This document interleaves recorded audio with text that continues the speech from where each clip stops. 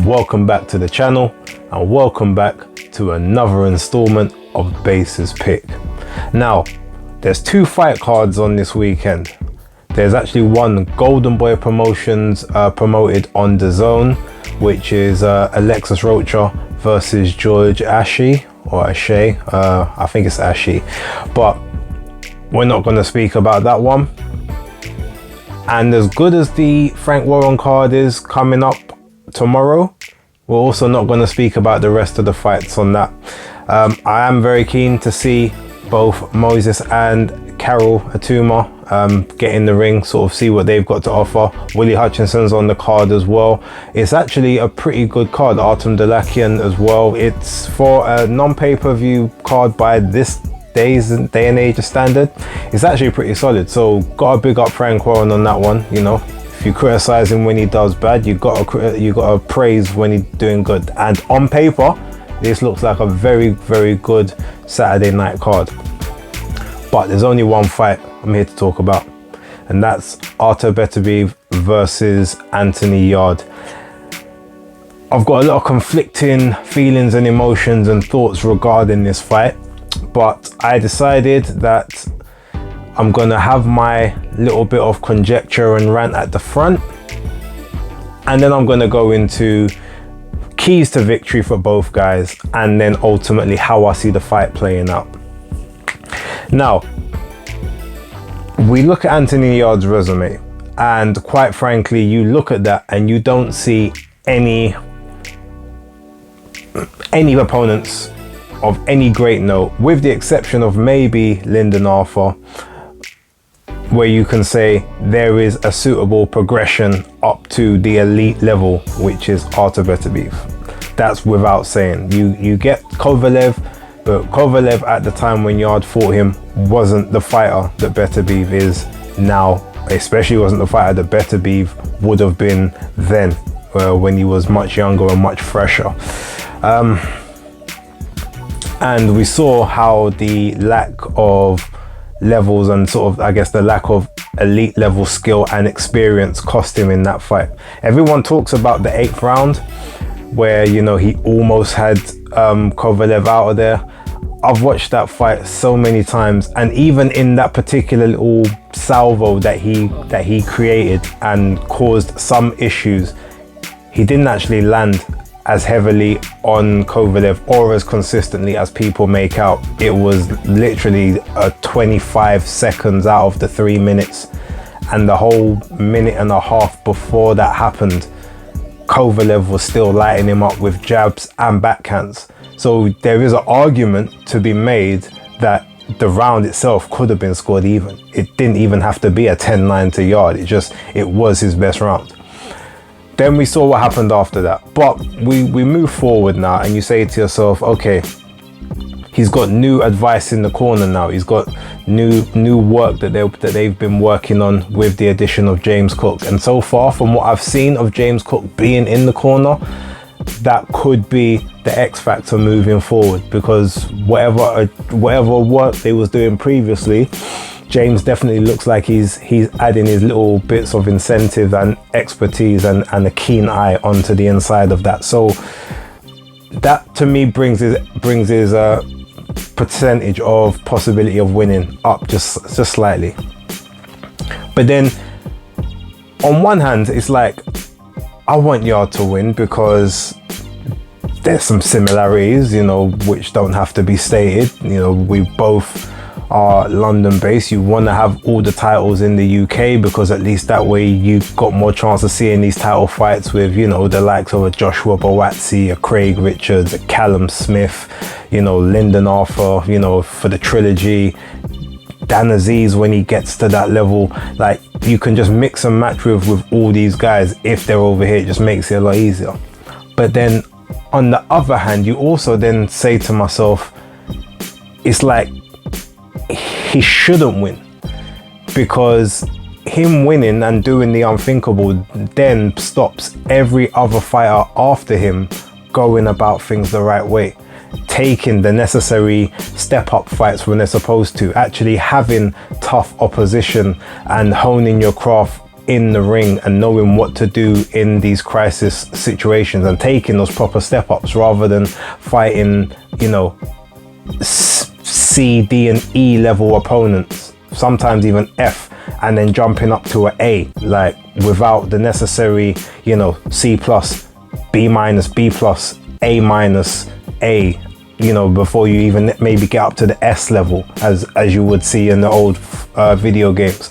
So you say if he wins, then that gives everyone the excuse, oh well, I don't need to take the harder fights or the tough fights or the fights that the fans want to see, because I can just backdoor my way into a title by going the scenic route or going the easy route, or however you want to view it. So there is that confliction in me. Like, do I want the traditionalist sense where you've got to show that you're about something before you get there, or do we applaud this circumvent every challenge until you get to the world title, and that's the only time you're going to take a challenge is if there's the big belt on the line? I don't know. Yeah, that's the part of me that's almost like you don't deserve to win this, and there's absolutely no way there should be a way for you to win it. But unfortunately, there is a way for him to win it, because there's several factors. So look, let me look at how I can kind of see both guys winning. Now for Artur Beterbiev, this is a very short list because we've seen Artur can box on the front foot, he can box on the back foot, he's extremely heavy-handed, he doesn't throw anything with any real spite or venom behind it, yet every shot looks like it hurts. It hurts something. It hurts an elbow, it hurts a forearm, it hurts the head, it hurts the nose. You know, wherever that shot lands, you feel it. I can imagine if someone like dapping hands with him and their hands bruised afterwards. He just has that kind of unnatural power. So then you have to then say, okay, well, he pretty much just has to go about his work. He just has to pick his shots. He has to tire Yarde out. He doesn't even need to go into a big trade-off when they're fresh. Just slowly work away, you know, touch the body, hit to the chest. You know, if Yarde's blocking, just jab the arms a little bit. You know, if Yarde wants to go into a shell, hit the shoulders, catch the head, like pivot off the front line, switch to an angle, and literally work away. Just keep working away, back out, make sure let him come out of the rope, so he's actually got to move his feet and he's got to start using his own energy. Just, you know, keep it loose, keep it languid, don't take any unnecessary chances, just keep touching to the body, and then systematically just break him down, and then sort of around rounds 8, 9, 10, 11 and 12, if it even goes that far, that's where you just start applying the pressure, just to start applying a bit more force between every shot, and eventually he will melt, because everyone else has, and so far we've not seen him take a sustained beating and be able to survive it, because that's what happened with Kovalev. And the Yarde fight was basically a chess match, so there wasn't a sustained beating that took place in that one. So that's how you look at Artur Beterbiev to win. Now, Yarde's keys to victory in this fight for me are a lot more few and far between, but there are a couple. First things first, he cannot be too aggressive. If he's aggressive, he will end up walking onto something, and again, those shots, every shot hurts. You don't want to be taking anything unnecessarily in this bout. So the first thing I can see, first things you've got to do, there is one risk he has to take, and basically he has to jab with Beterbiev. That's the first thing he has to do. Every time that Beterbiev is looking to unload any type of work, whatever it is, whether it's a jab, whether it's the backhand, whatever, you've got to basically trust your speed to get there before he does.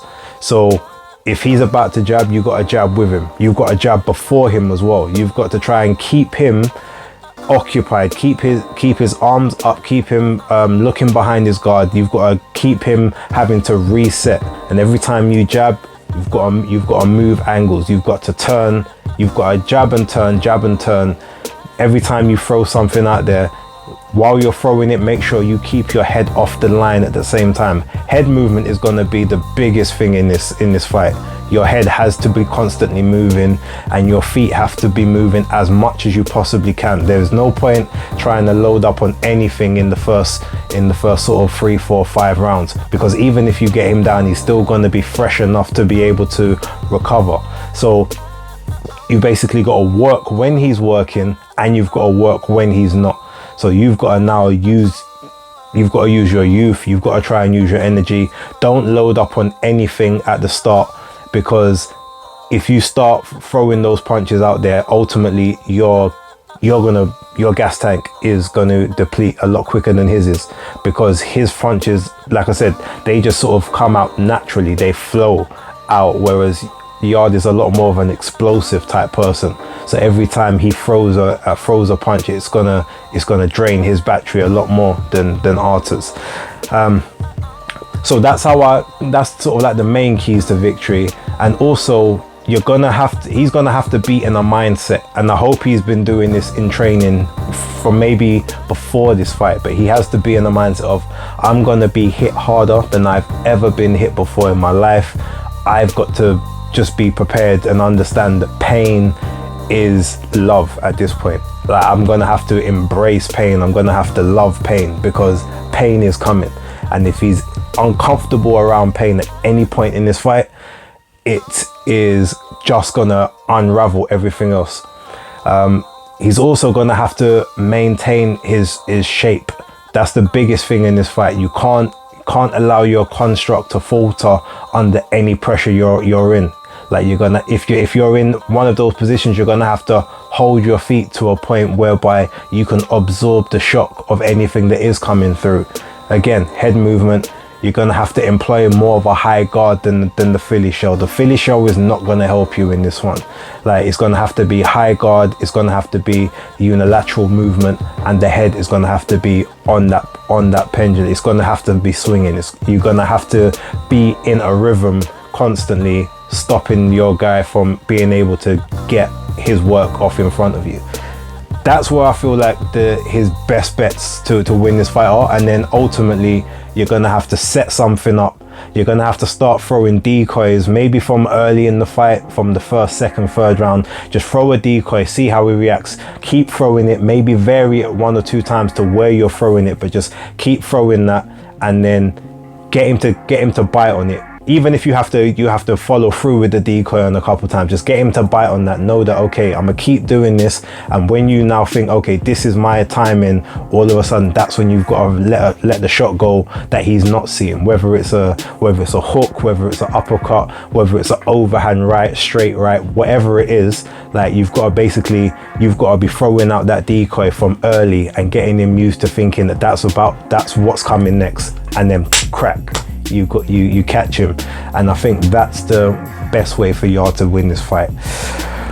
But ultimately, okay, so this is how I kind of see the fight going.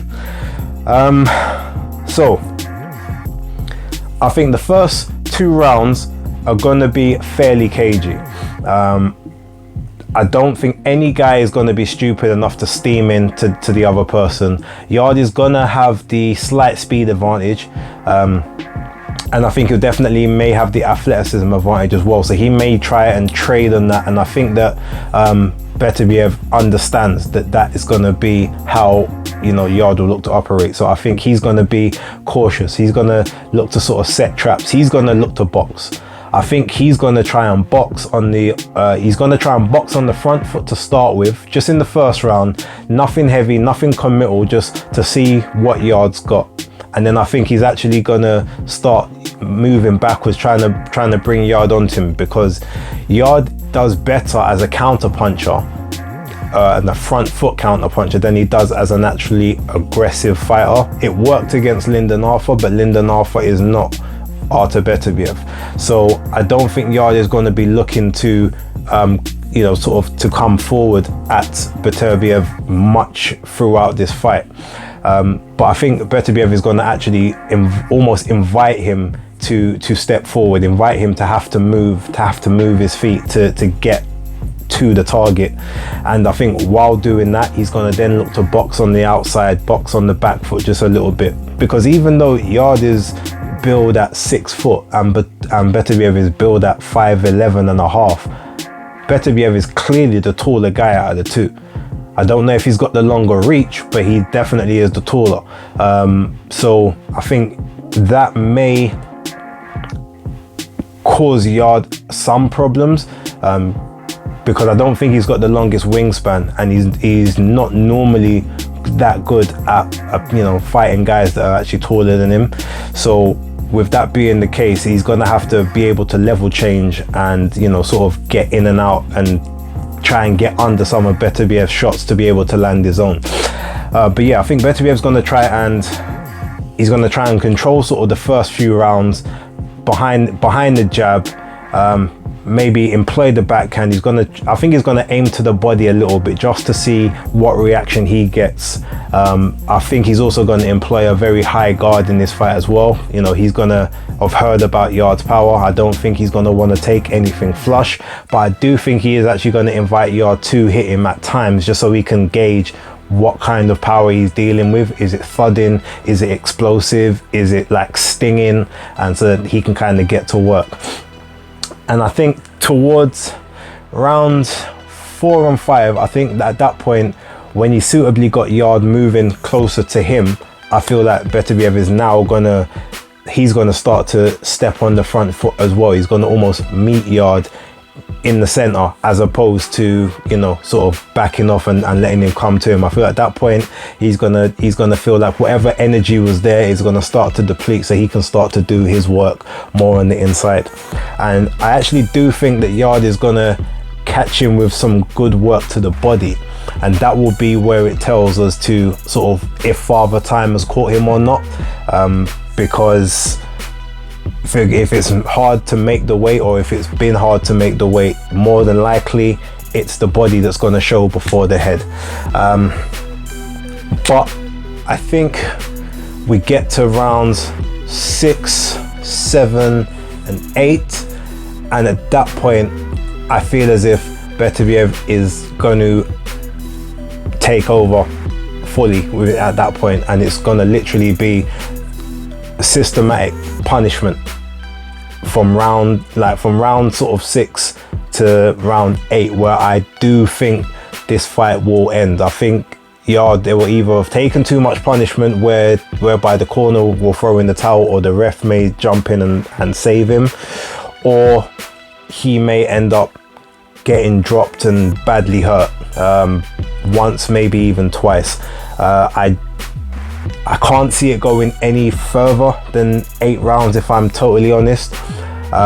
They both looked okay on the scales, although Yarde's face did look a little more drawn than I'm used to seeing him. He made the weight fairly comfortably. It was almost a pound under, but looking at his face, I've never seen his cheeks that sunken in before, which can kind of tell you that maybe he's getting tight at the weight as well. And we all know Beterbiev has had issues making weight once or twice, but he's a lot more natural at it.